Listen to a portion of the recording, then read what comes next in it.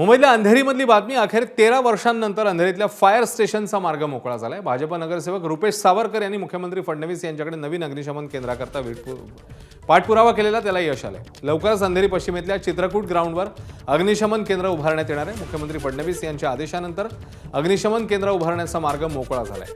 अंधेरी पश्चिम परिसरात अग्निशमन केंद्र नसल्यानं आता होणाऱ्या या केंद्रामुळे अंधेरी वर्सोवा आणि लोखंडवाला परिसरात राहणाऱ्या लोकांना हा मोठा दिलासा मिळणार आहे।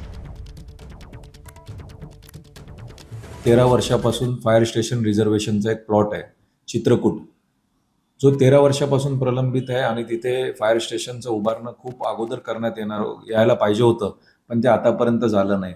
मी निवडून आल्यावर माननीय मुख्यमंत्री देवेंद्र फडणवीस साहेबांची भेट घेतली, त्यांना लक्षात आणून दिलं की हा विषय आपल्यासाठी खूप महत्त्वाचा आहे आणि आपण सर हा आपल्या नेतृत्वामध्ये जर करून घेतला आणि आपण याचा खाली इन्स्ट्रक्शन्स दिले तर मी फॉलोअप करून ते व्यवस्थितपणे माझ्या प्रभागामध्ये त्याचा फायदा नक्कीच होणार आणि पूर्ण वर्सोवामध्ये त्याचा फायदा होणार।